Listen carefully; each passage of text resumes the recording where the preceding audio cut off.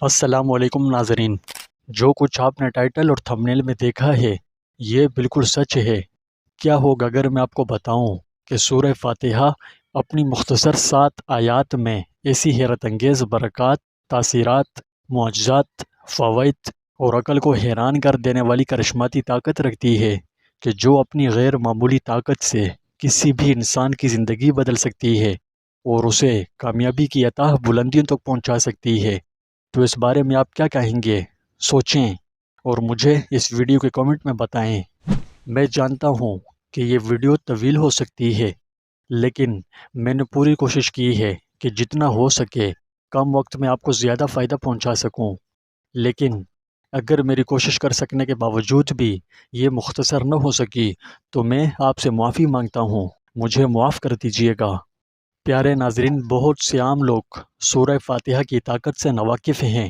انہیں اس کی اصل طاقت کا اندازہ ہی نہیں، جس کے سبب وہ اکثر اسے نظر انداز کر دیتے ہیں، کیونکہ انہیں یہ معلوم ہی نہیں کہ سورہ فاتحہ اصل میں ہے کیا چیز۔ اس میں اللہ تبارک و تعالیٰ کا اسم اعظم مخفی ہے۔ ہاں، وہی اسم اعظم جس کی برکت سے ہر دعا کو قبولیت کے پر لگ جاتے ہیں۔ سورہ فاتحہ کی اہمیت و فضیلت بہت زیادہ ہے۔ یہ پورے قرآن کریم کی سب سے اہم اور طاقتور صورتوں میں سے ایک ہے۔ اللہ تبارک و تعالی نے اس سورہ مبارکہ میں اتنی زبردست برکات رکھی ہیں کہ حضور صلی اللہ علیہ وسلم نے ہمیں ہر نماز میں اس کی قرأت کرنے کا حکم دیا، اور اس کے بغیر نماز مکمل نہیں۔ بظاہر 7 مختصر آیات پر نظر آنے والی یہ صورت قرآن کریم کی دیگر صورتوں میں اپنا ایک مخصوص و منفرد مقام رکھتی ہے۔ یہی وجہ ہے کہ حدیث مبارکہ میں جا بجا اس کے بہت سے فضائل نقل کیے گئے ہیں، جنہیں پڑھنے کے بعد خوب اچھی طرح سے اس کی شان دل میں اتر جاتی ہے۔ بلا شبہ قرآن کریم ایک مقدس کتاب ہے۔ یہ دنیا میں سب سے زیادہ پڑھی اور پڑھائی جانے والی کتاب ہے۔ اس جیسی کوئی کتاب نہیں۔ یہ آج سے تقریباً 1450 سال پہلے نازل ہونے والی کتاب ہے، جس کا یہ معجزہ ہے کہ یہ آج بھی اپنی اسی اصل حالت میں ہے۔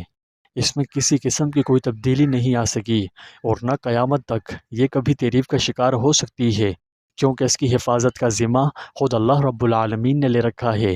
چنانچہ اللہ رب العالمین قرآن کریم میں ارشاد فرماتے ہیں، جس کا مفہوم یہ ہے کہ ہم نے ہی اس قرآن کو نازل فرمایا ہے اور ہم ہی اس کے محافظ ہیں۔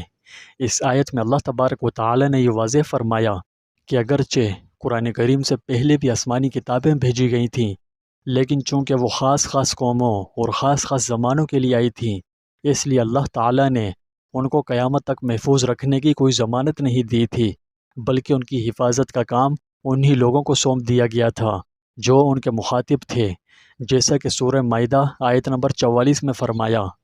لیکن قرآن کریم چونکہ آخری آسمانی کتابیں ہے جو قیامت تک کے لیے نافذ العمل رہے گی، اس لیے اللہ تعالیٰ نے اس کی حفاظت کا ذمہ خود لیا ہے۔ چنانچہ اس میں قیامت تک کوئی رد و بدل نہیں ہو سکتی۔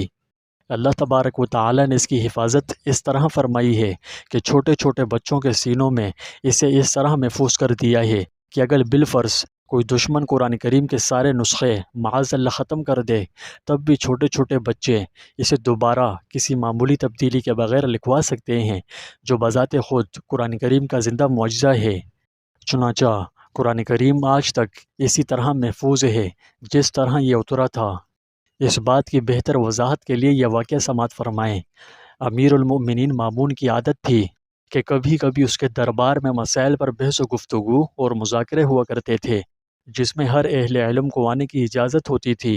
ایسے ہی ایک مذاکرے میں ایک یہودی بھی آ گیا جو صورت، شکل اور لباس وغیرہ کے اعتبار سے بھی ایک ممتاز آدمی معلوم ہوتا تھا۔ پھر گفتگو کی تو اس نے بھی فصیح و بلیغ اور عاقلانہ گفتگو کی تھی۔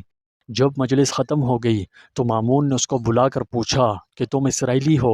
اس نے اقرار کیا تو مامون نے امتحان لینے کے لیے کہا کہ اگر تم مسلمان ہو جاؤ تو ہم تمہارے ساتھ بہت اچھا سلوک کریں گے۔ اس نے جواب دیا کہ میں تو اپنے اور اپنے آبا و اجداد کے دین کو نہیں چھوڑتا۔ بات ختم ہو گئی، یہ شخص چلا گیا۔ پھر 1 سال کے بعد یہی شخص مسلمان ہو کر آیا اور مجلس مذاکرے میں فقہ اسلامی کے موضوع پر بہترین تقریر اور عمدہ تحقیقات پیش کیں۔ مجلس ختم ہونے کے بعد مامون نے اس کو بلا کر کہا کہ تم وہی شخص ہو جو گزشتہ سال آئے تھے؟ جواب دیا ہاں وہی ہوں۔ مامون نے پوچھا کہ اس وقت تو تم نے اسلام قبول کرنے سے انکار کر دیا تھا، پھر اب مسلمان ہونے کا کیا سبب ہوا؟ اس نے کہا میں یہاں سے لوٹا تو میں نے موجودہ مذاہب کی تحقیق کرنے کا ارادہ کیا۔ میں خطاط اور خوشنویس آدمی ہوں، کتابیں لکھ کر فروخت کرتا ہوں تو اچھی قیمت سے فروخت ہو جاتی ہیں۔ میں نے امتحان کرنے کے لیے تورات کے 3 نسخے کتابت کیے جن میں بہت جگہ اپنی طرف سے کمی بیشی کر دی، اور یہ نسخے لے کر نکلا۔ یہودیوں نے بڑی رغبت سے ان کو خرید لیا۔ پھر اسی طرح انجیل کے 3 نسخے کمی بیشی کے ساتھ کتابت کر کے نصارہ کی عبادت خانے میں لے گیا۔ وہاں بھی عیسائیوں نے بڑی قدر و منزلت کے ساتھ یہ نسخے مجھ سے خرید لیے۔ پھر یہی کام میں نے قرآن کریم کے ساتھ کیا، اس کے بھی 3 نسخے عمدہ کتابت کیے جن میں اپنی طرف سے کمی بیشی کی تھی، اور ان کو لے کر جب میں فروخت کرنے کے لیے نکلا تو جس کے پاس لے گیا اس نے دیکھا کہ صحیح بھی ہے یا نہیں۔ جب کمی بیشی نظر آئی تو اس نے مجھے واپس کر دیا۔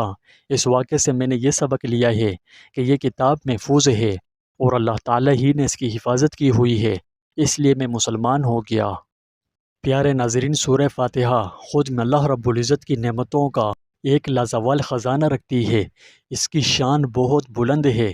حضرت علی بن ابی طالب کرم اللہ وجہہ کا فرمان ہے کہ اگر میں سورہ فاتحہ کی تفسیر لکھنی چاہوں تو 70 اونٹ کے بوجھ کے برابر لکھ سکتا ہوں، اور یہ بھی فرمایا کہ سورہ فاتحہ قرآن کریم کا سر اور ستون اور اس کی بلندی کی چوٹی ہے، اور اس میں اللہ تعالیٰ کے 5 نام ہیں جو انتہائی عظیم القدر ہیں۔ اسی لیے اللہ تعالیٰ نے اس سورت کو ام القرآن جیسے القابات عطا فرمائے ہیں، اور اس کے بغیر نماز کو ناقص قرار دیا۔ اس کی فضیلت دوسری صورتوں پر انہی 5 ناموں کی برکت سے ہے۔ ایک روایت میں ہے کہ ابلیس کو 3 بار تکلیف پہنچی۔ ایک جب جنت سے نکال کر زمین پر اتارا گیا اور فرشتوں نے اس کا جنتی لباس اتار لیا، اور ایک اس وقت جب اللہ تعالیٰ نے حضرت محمد صلی اللہ علیہ وسلم کو مبعوث فرمایا، اور ایک اس وقت جب سورہ فاتحہ نازل کی گئی۔ اس صورت میں چند خاص پر اسرار راز پائے جاتے ہیں۔ اسی 7 آیات والی صورت میں اللہ تعالیٰ کا اسم اعظم بھی ہے جس کے ذریعے دعا مانگی جائے تو قبول ہو جاتی ہے، اور جو چیز مانگی جائے تو مل جاتی ہے۔ اور علماء کرام فرماتے ہیں کہ اللہ تعالیٰ کے یہ 5 نام جس طرح قرآن کریم کی ابتدا میں ہیں، اسی طرح لوح محفوظ میں بھی پہلے یہی لکھے ہوئے ہیں۔ نیز ہم اگر سوچیں اور ان اسماء میں غور و فکر کریں تو ہمیں معلوم ہو سکتا ہے کہ اللہ تعالیٰ نے انہی 5 ناموں پر 5 نمازوں اور اسلام کے 5 ارکانوں کو ترتیب دیا ہے، اور غنیمت و دفینہ کے مال میں 5واں حصہ مقرر فرمایا، اور 5 اونٹوں میں 1 بکری زکوٰۃ ہے، اور لعان میں 5 شہادتیں اور 5 حدیں مقرر کیں۔ ہاتھ پاؤں کی انگلیاں 5 بنائیں۔ جن انبیاء کا قرآن کریم میں تذکرہ ہے وہ 25 ہیں، اور سورہ فاتحہ کے کلمے بھی 25 ہیں۔ اسی طرح سورہ فاتحہ سے جڑے بہت سارے راز ہیں جو ایک عام آدمی کے لیے بیان کر پانا دشوار ہے۔ تبھی سیدنا حضرت علی کرم اللہ وجہہ نے فرمایا کہ میں اس سورت کی تفسیر پر 70 اونٹ کے بوجھ کے برابر لکھ سکتا ہوں۔ المختصر یہ کہ سورہ فاتحہ بیش قیمتی فوائد و برکات کا لازوال خزانہ رکھتی ہے۔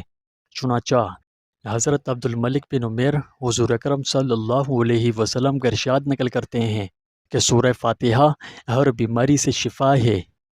سورہ فاتحہ کے فضائل بہت ساری روایات میں وارد ہوئے ہیں جن پر ہم الگ الگ ویڈیوز بنا کر اسی چینل پر اپلوڈ بھی کر چکے ہیں، اس لیے آج کی ویڈیو میں اس بارے میں تفصیلاً بات نہیں ہوگی، لیکن آپ کے شوق کے لیے چند ایک بیان کر دیتے ہیں۔ ایک روایت میں حضور صلی اللہ علیہ وسلم کا یہ ارشاد گرامی نقل کیا گیا ہے کہ جس شخص نے سورہ فاتحہ کو پڑھا تو گویا اس نے تورات، انجیل، زبور اور قرآن شریف کو پڑھا۔ میرے خیال میں سورت کی فضیلت پر یہ روایت کافی ہے، کیونکہ میں پہلے ہی اس مبارک سورت کے فضائل عظیمہ پر کئی ویڈیوز بنا چکا ہوں، تو لہٰذا بات کو مختصر کرتے ہوئے اب ہم سورہ فاتحہ سے جڑے اسم اعظم کے وظیفے کی جانب آتے ہیں۔ جیسا کہ آپ اس ویڈیو پر سورہ فاتحہ کے اسم اعظم کے لیے آئے ہوں گے، تو اب میں آپ کو صرف اسی حوالے سے بتاؤں گا تاکہ آپ زیادہ بور نہ ہو جائیں۔ مشائخ کے اعمال مجرب میں لکھا ہے کہ سورہ فاتحہ اسم اعظم ہے، اگرچہ اس بارے میں ہم اس ویڈیو میں کچھ دیر قبل تفصیلاً بات کر چکے ہیں، اس لیے دوبارہ نہیں دہراؤں گا۔ تو پیارے ناظرین، آپ کا کوئی بھی مقصد ہو، کسی بھی حوالے سے ہو، تو اس مقصد کے لیے اسم اعظم والی صورت کا یہ وظیفہ کریں۔ کون سا وظیفہ؟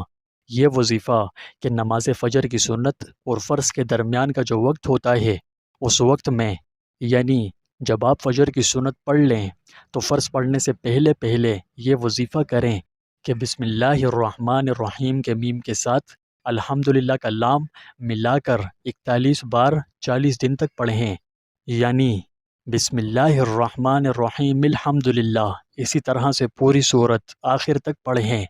یہ عمل 40 دن پابندی سے کریں، آپ کا جو بھی مطلب ہوگا انشاءاللہ حاصل ہوگا۔ اور اگر کسی مریض یا جادو کیے ہوئے کے لیے ضرورت ہو تو پانی پر دم کر کے اس کو پلا دیں، انشاءاللہ تندرستی عطا ہوگی۔ یہ ایک مجرب وظیفہ ہے، آپ ضرور اسے کیجئے گا اور صدقہ جاریہ کے نیت سے آگے بھی شیئر کر دیجئے گا۔ اور ہاں، اگر آپ اس نقارہ کی سورہ فاتحہ کے فضائل سے جڑی ویڈیوز دیکھنا چاہتے ہیں تو نیچے ڈسکرپشن میں ان کا لنک موجود ہے۔